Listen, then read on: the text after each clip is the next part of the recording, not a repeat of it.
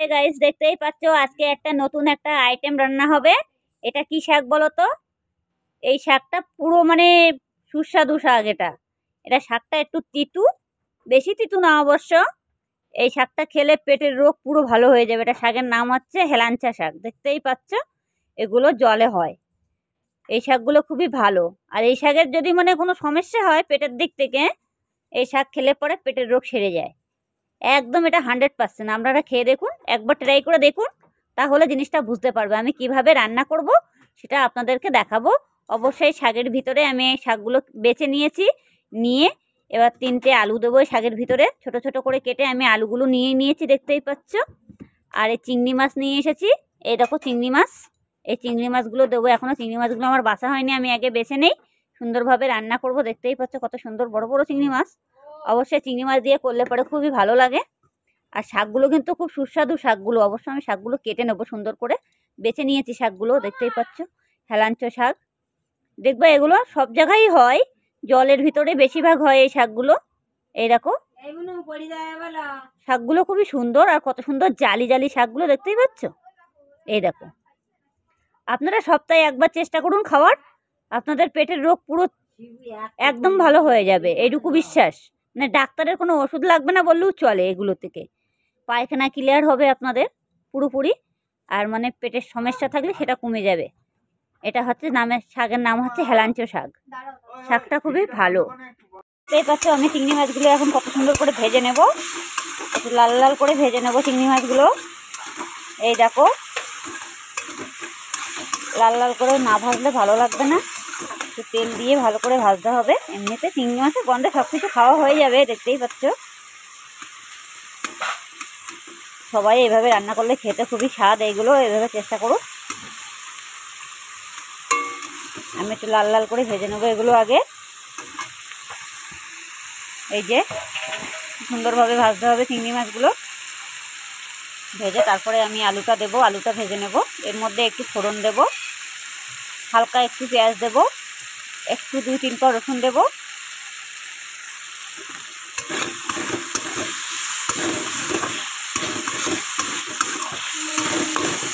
দেখো দেখো আমার চিংড়ি মাছগুলো অবশ্য ভাজা ভাজা ভাব হয়ে গেছে অলরেডি।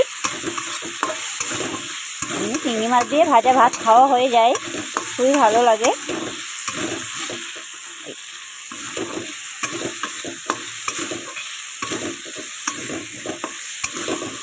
দেখো আমার চিংড়ি মাছ ভাজা হয়ে গেছে। এবার আমি এটাকে তুলে নেব একটা পাত্রে। এরকম আমি কড়াইতে আলু দিয়ে দিয়েছি। চিংড়ি মাছগুলো তুলে নিয়ে আলুটাকে সুন্দর করে ভাজবো এখন। এর মধ্যে একটু নুন আর একটু হলুদ দেব, দিয়ে আলুটাকে ভেজে নেব আমি। নুন হলুদ দিয়ে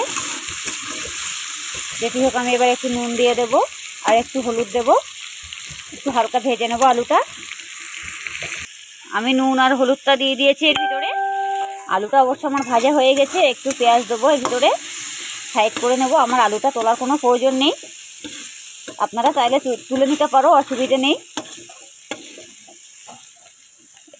যেটুকু তেল আছে এই তেল দিয়েই করবো, অল্প তেল দিতে হবে, না হলে এমনিই গ্যাস হয়ে যাবে তেল খেলে বেশি। দেখতেই পাচ্ছ তেল উঠে গেছে আমার এমনি অলরেডি। এর ভিতরে আমি একটু পেঁয়াজ আর একটু রসুন দেব। এই দেখো আমি দিয়ে দিয়েছি একটু পেঁয়াজ আর একটু রসুন, অল্প একটু পেঁয়াজ, একটুখানি দিলে হবে, বেশি দেওয়া লাগবে না এতে। এবার আমি আলুটাকে সুন্দর করে কষাই করে নেব।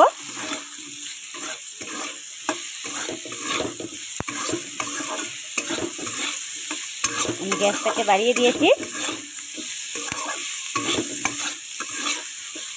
এবার যে চিংড়ি মাছগুলো আমি ভেজে রেখে দিয়েছিলাম, আমি সেটা এর মধ্যে দিয়ে দেব।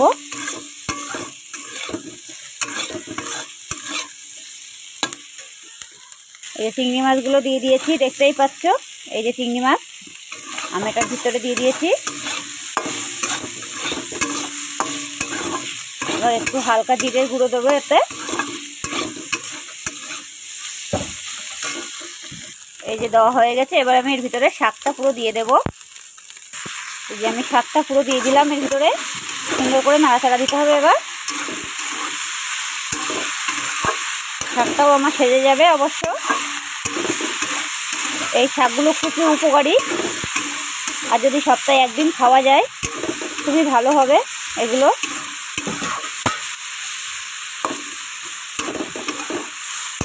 পেটের সমস্যা কমাবে, শরীর ঠান্ডা থাকে এই শাকগুলো খেলে এমনিতে।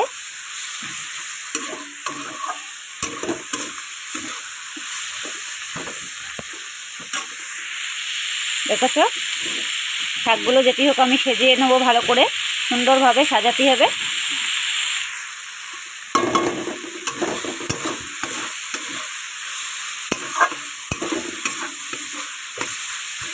ভীষণ উপকারী, ভীষণ। আপনারা চেষ্টা করুন ঘরে বসে একবার, এমনি দোকানে কিনতে পাওয়া যায়, শাকের দোকানে গেলে এই শাকগুলো পাওয়া যায় কিনতে। অল্প একটু শাকের দাম নেয় 10 টাকা, এইটুকু শাকের দাম 10 টাকা নেবে। এগুলো জলে হয় বেশি। কতটা শাক খেতে দেখো কতটুকু হয়ে গেল। আমি অবশ্যই এর মধ্যে আলু দিয়ে দিয়েছি। আলু দিয়ে চিংড়ি মাছ দিয়ে শাকটা করলে খুবই টেস্টি হয়। এগুলো সবভাবে খাওয়া যায়, এগুলো অবশ্যই সিদ্ধ করে মাখা করেও খেতে হয়, খুবই ভালো লাগে।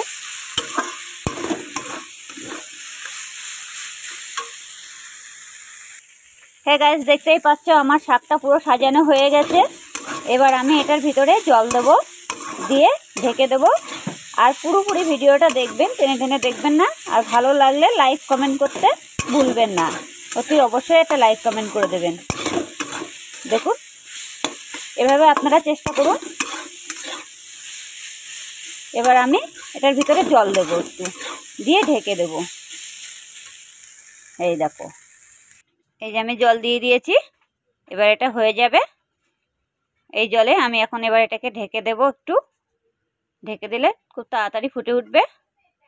ওই 10-15 মিনিট একটু টাইম লাগবে, এটা হয়ে যাবে ঢেকে দিলে। শাকটা পুরো হয়ে গেছে, এরকম একটু ঝোল ঝোল মতো নামাতে হবে। এগুলো খেতে খুবই টেস্টি। অল্প একটু তরকারি দিয়ে পুরো ভাত খাওয়া হয়ে যায় এরকমভাবে করলে পরে। যে চিংড়ি মাছ দিয়ে, আলু দিয়ে, কলমি শাক দিয়ে করেছি সেটাই। দেখতেই পাচ্ছ শাকের তরকারিটা চিংড়ি মাছ দিয়ে যেটা করেছিলাম সেই তরকারিটা আমি এই ঢেলে নিয়ে নিয়েছি। দেখেছো কত সুন্দর কালার চলে এসেছে, এটা এরকমই কালার হবে। আর চিংড়ি মাছ দিয়ে, শাক দিয়ে, আলু দিয়ে রান্না করলে এভাবে এই তরকারিটা খেতে খুবই স্বাদ।